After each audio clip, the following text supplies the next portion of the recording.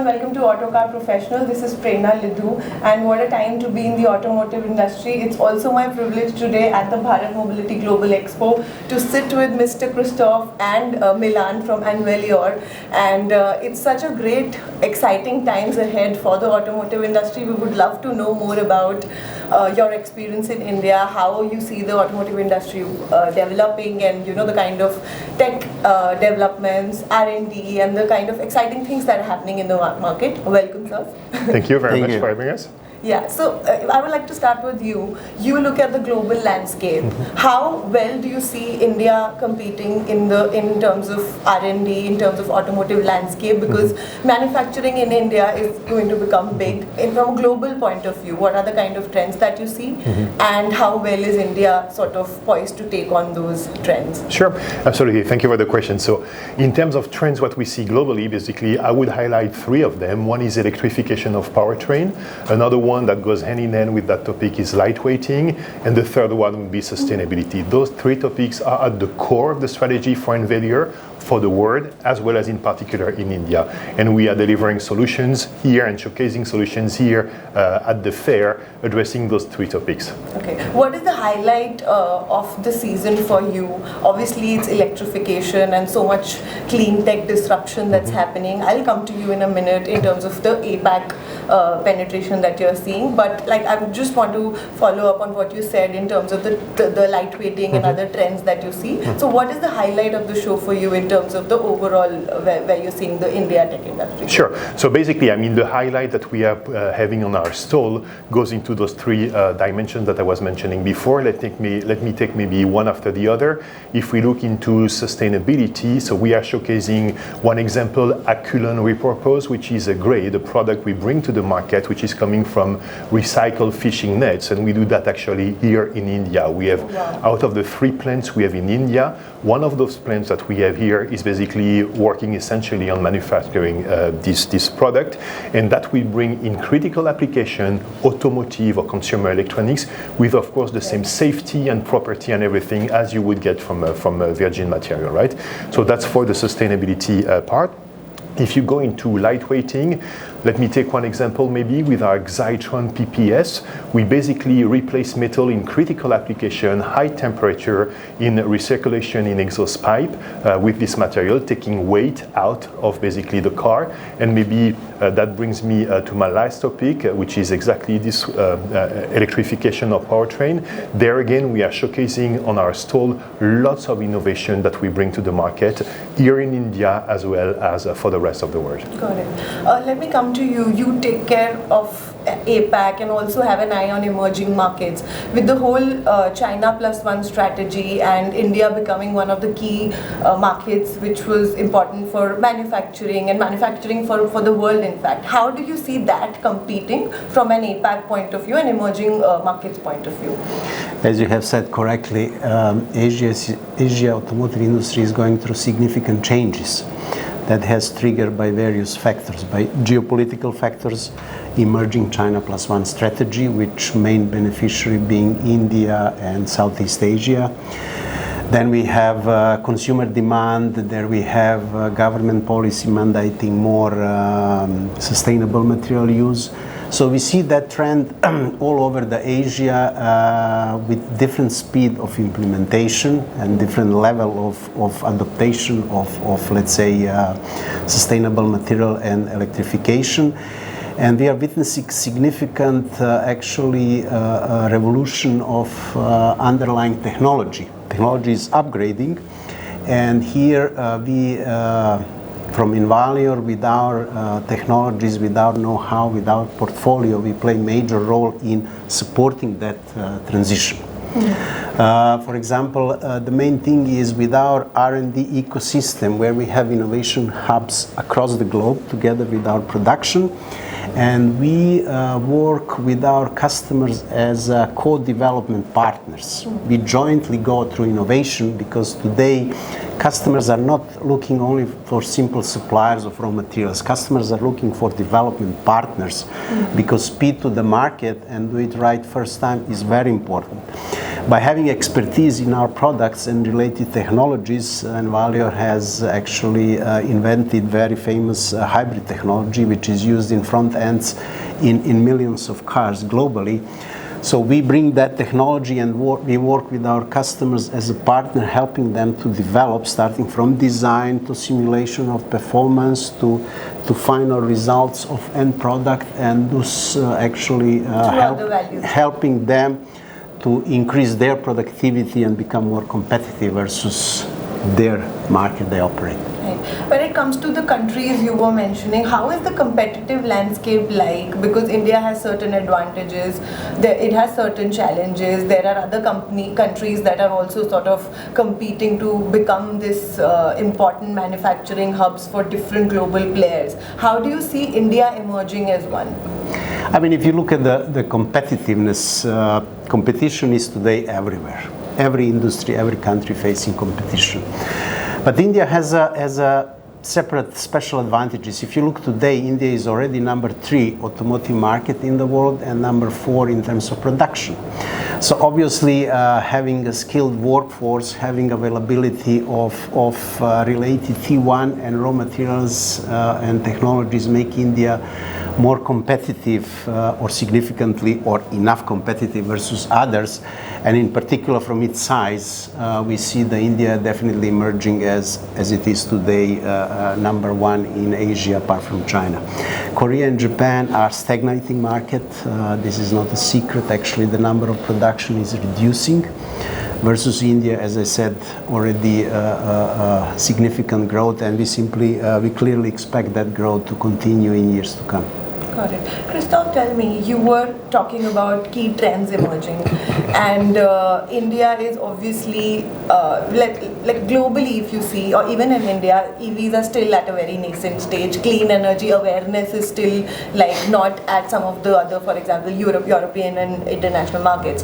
How do you see that translate to the country? And even globally, there was like a huge hype around EVs. Not exactly hype, some countries have done it really well in terms of adoption, but how do you see that trend emerging? Because EVs, now that the first adoption phase is over, we are seeing the kind of the realistic adoption and challenges that are coming up. So my question is, how do you see the global trends around EVs, and how do you prepare as a company to sort of make sure that you're up with these new trends and sort of give your customers and clients what they want at the technology at the right time? No, that's a very important topic, and that's also very, very strong in the strategy of Envalior. We do see that in general the automotive, four-wheeler and two-wheeler industry is moving away from combustion engine towards electrification of powertrains. We see that happening across the world in different geography at different pace, but the trend is there, right? So there is no question whether it will happen or will not happen. This is happening at different pace and speed, and we are there basically to bring solutions to the market. As said before, that goes into four-wheeler and that goes into two-wheelers as well. Two-wheeler is also extremely important here in India, and we are there with solutions also to cater to those needs. So you're looking at it segment-wise? Absolutely, absolutely. And the next topic is not only do we look into electrification of powertrain, but as I said before, the topic is to move away from internal combustion engine to cleaner, let's say, way of having mobility. EV is one of the answers. There are other answers like hydrogen, for instance. And if you visit, when you visit our booth, basically, you will see that we are showcasing also hydrogen solution with fuel tanks, basically, made of our material that we are also showcasing here. And this is very, very advanced. Yeah. If you could open your crystal ball for me and tell me the kind of fuel mix or the technology mix that the industry will see, especially from an APAC perspective, because these are like related markets to India, and India sort of apes these markets a lot more than some of the other European, because India will need its own India-specific solutions. So what are the upcoming trends that you see that India could sort of benefit from if it sort of jumps on the bandwagon earlier? I mean, there are three clear trends for electrification, for safer cars, for more sustainable cars, and cars with better performance. But degree and pace of implementation and speed depends. There are many challenges: infrastructure, charging station, and so on. So we, from Envalior, we don't underestimate any technology.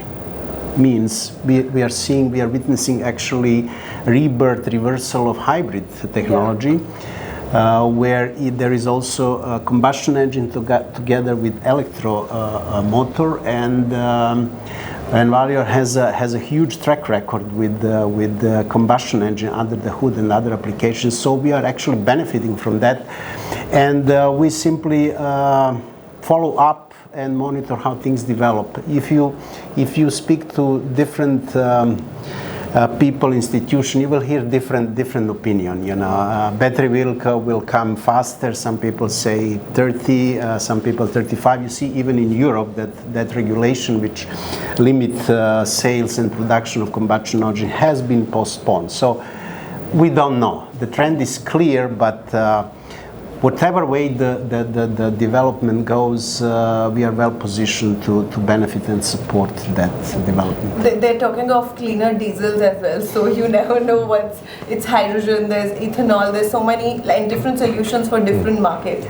But globally, is there some trend highlight that you would want to share that might, if India sort of taps onto it, it'll be like a early mover in that sense? Is there a trend for you? I think we have already covered all of them, right? I mean, at this stage, as we speak, there is no other, let's say, engines that are being looked into. As said, you have your mix of combustion engine, electrification in terms of full EV or hybrid, and then other solutions like hydrogen or this kind of thing. So this is where the trends are, right?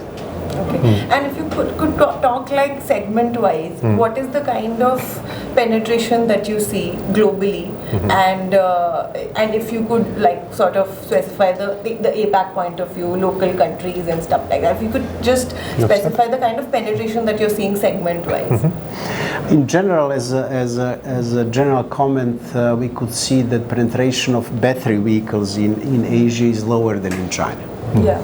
This is a general trend, and then you can argue percentage-wise how much is per country. But I would say they are all on the similar level, which is let's say the entry level. How fast that will evolve? Interestingly, we see that trend not only Southeast Asia and India, but similar to Japan and Korea. So. Trend is clear, but if you see, actually China is pretty much exceptional, not only versus rest of Asia, but also versus Korea and Japan. Yeah. Japan is pushing for hybrid. Korea was a strong push for electrification, but their sales last year went down.